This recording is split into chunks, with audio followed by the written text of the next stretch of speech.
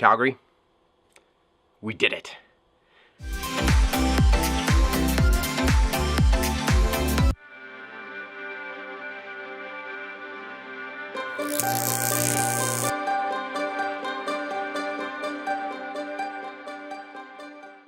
Hey YouTube and Facebook, before we dive deep into this next vlog, make sure to like the Facebook page or subscribe to the YouTube channel. Every little bit helps and I would greatly appreciate it.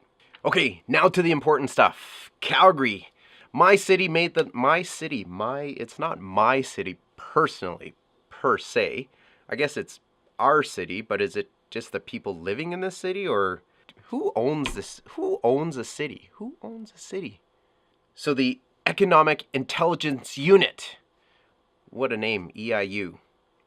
Anyways, they are the research and analytical department of The Economist. Now, for those of you who are business nerds like I am, you're going to recognize The Economist through their red logo and their monthly, actually almost weekly publications that they come out with talking about finance, business, literally around the world. So The Economist came out today with their 2018 Global Liveability Index. This is an annual index that they come out with ranking how livable cities are in the world. And they look at 140 different cities and rank them from 1 to 140 on livability. And Calgary, give yourself a big pat on the back. We're ranked number 4 in the world.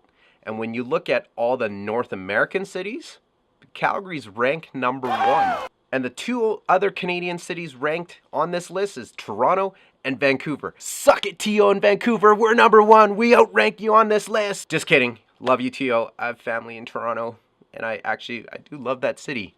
I might not like the hockey team, but yeah, I have family in Vancouver too, so it's actually quite a beautiful city. I quite enjoy the weather. It's actually great when you go on business trips during, and yeah, plus if you look at the majority of the Asian populations in Canada, they're both in either Toronto and Vancouver, so much love to them. Edmonton, my hometown? No, not my hometown. The town I grew up in, the city that I still love. You didn't make the list.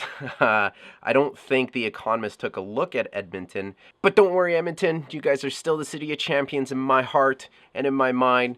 It is a beautiful city, so don't let this report put a dent in your day. And you know, it's probably just a oversight by The Economist anyways. When the EIU puts this report together, they look at 30 different factors and they categorize as quantitative and qualitative.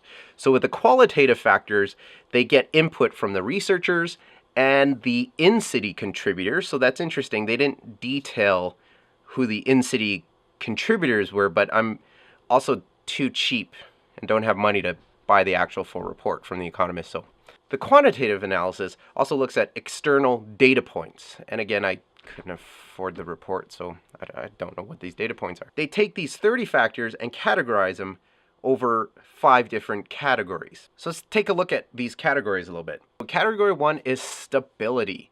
And with stability, they take a look at the prevalence of petty crime, violent crime, threat of terror, military conflict, and civil unrest and civil conflict. Some of the major cities do get the threat of terrorism, so a lot of the big cities you see don't make the top 10 list is because of those factors. So category 2 is healthcare. Now that was an interesting one because the government in each province manages the healthcare system. We do get funding from the federal government, but that's a whole other story. But in healthcare, they look at the availability of private healthcare, which probably wouldn't hit the rating for a city like, or any city in Canada for that matter.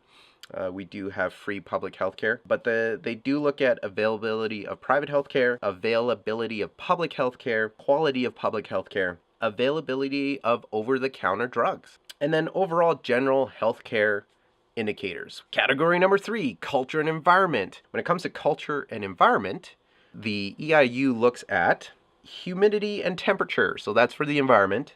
I would say temperature is not big for Calgary if you don't like minus 30-degree cold winters. Level of corruption. Not sure what that does for culture and environment, but sporting availability, definitely. There's been a lot of new recreation centers set up here in the city of Calgary, so I can definitely see that happening. Food and drink, definitely over the last few years, we've seen a bit of an explosion of different cuisines and tastes and restaurants and food truck culture, and on it goes. So definitely a lot of variety here in Calgary. Category number 4, education.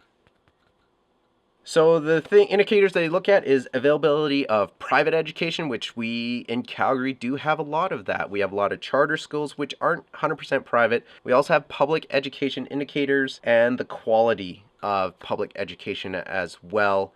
I know with Calgary and in Alberta, again, education is a provincially supported initiative. Finally, the 5th category I look at is infrastructure. There's been a lot of infrastructure programs going on in the last year and a half in Alberta in general, but in Calgary, it is crazy. I can't get out of my subdivision in a timely manner because of all the constructions that's going on. Clearly, when it's talking about infrastructure, it's more the quality of the road network, availability of it. So maybe the fact that we're building these into the city of Calgary makes us, you know, a high-ranking city. I know once it is done, I'm going to love it, and I'm probably not going to complain about it anymore. But in the meantime, sitting in traffic, extending my travel for another 10 minutes with my car, killing the environment, is really... We have availability of good quality housing. There definitely isn't, I would say, a shortage of quality housing. I mean, housing is expensive, but not expensive like Vancouver and Toronto. So really, folks, at the end of the day, this is just a report by one organization. A lot of these publications put these massive reports together. They are very lucrative for them. It also boosts their reputation. So if you take a look at The Economist, I'm not saying that the researchers are bad, or that I'm sure they work really hard on this report, and there's a lot of quality information that everybody can use, especially cities and their planning. But do keep in mind, The Economist, they're looking to increase subscribers and sales. And so anything that can get them good PR, such as a report like this, is something they're definitely going to push. And keep this in mind. At the end of the day, the city you live in is a city you chose because it fits and suits your lifestyle. It clearly has given you something that you look for, which is why you're staying in that city.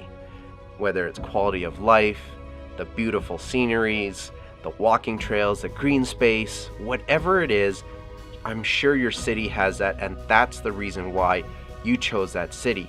So don't take these reports and use it as some indicator that your city is bad. Pay no mind to all these reports. Be proud of the city that you're from.